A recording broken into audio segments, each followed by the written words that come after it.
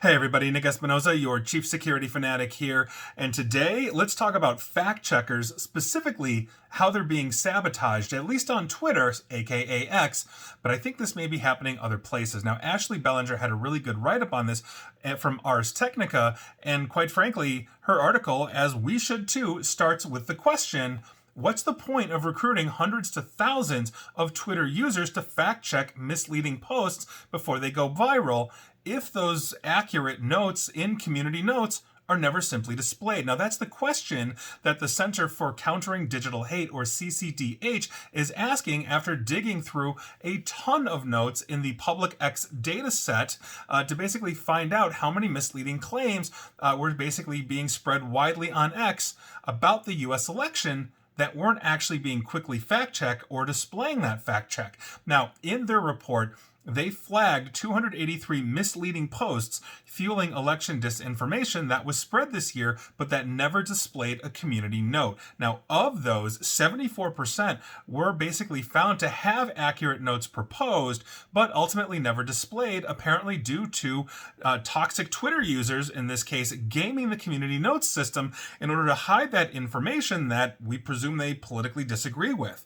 Now, on Twitter, aka X, community notes, and for the record, it'll always be Twitter for me, but basically on X, community notes are only displayed if a broad spectrum of Twitter or X users with diverse viewpoints agree that the post is helpful. In other words, you've got a whole bunch of disinformation saying one thing, and a whole bunch of people then have to look at the note and say, yeah, okay, well, that is indeed a fact check. It's kind of hard in a politically biased time when confirmation bias and information bubbles are ruling the day. So the CCDH found that it's seemingly easy to hide an accurate note that challenges a user's bias by simply refusing to rate it or downranking it into oblivion. Their report read, and I quote, "The problem is that for a community note to show, it requires consensus, and on polarizing issues, that consensus is rarely reached. As a result, community notes will fail precisely when they are needed most." And that is, I think, exactly the issue.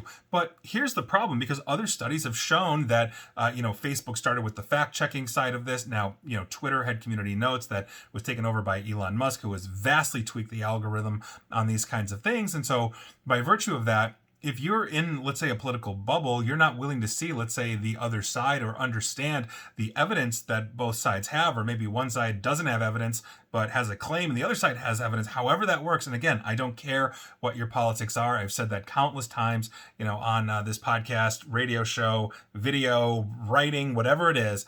But the point here is that it's very hard to gain that consensus. And therefore, what the studies have shown is that, quite frankly, if somebody reads something and they're very politically motivated that goes against that political bias that they have, they're simply going to ignore it. They're simply going to disagree with it, even though there's no basis basically to ignore it, or you don't have the facts to dispute it. And so by virtue of that, you see people simply ignore it and move on. The mental gymnastics that you have to play constantly is one of those things. And obviously some of the examples they give are on voting, they're importing illegal voters, blah, blah, blah, all those kinds of things, when we have study after study after study that shows evidence, including bipartisan studies out there that show this really hasn't happened. There was a massive study in the George W. Bush administration that basically showed that. There have been another dozen or so studies similar to that have also showed that we just can't find these kinds of things. And even the partisan cyber ninjas that were literally hired by one side of this political spectrum to actually find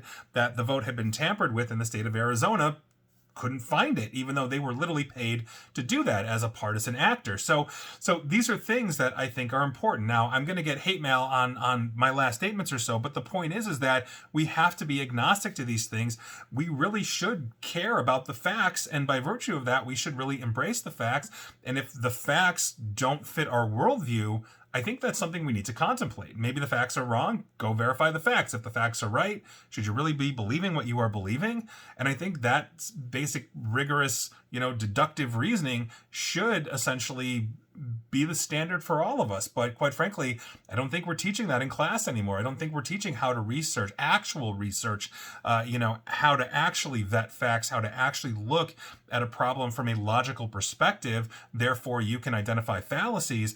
And we're just not doing that anymore. That was my education. Like, I've used that to, I think, to great effect in my career, not just on political things, but when I'm deducing, A to B and what is the most logical way to go. I think we're failing that. And so I think we need to bring that back. But understand that what you're going to see, especially on a platform like X, it has been removing fact checkers, removing the safety teams, and relying on community notes that, quite frankly, are not reliable. Not because the people that are doing the fact checking aren't reliable per se. It's because everybody has a political bias and simply is not letting the data through. So here we are.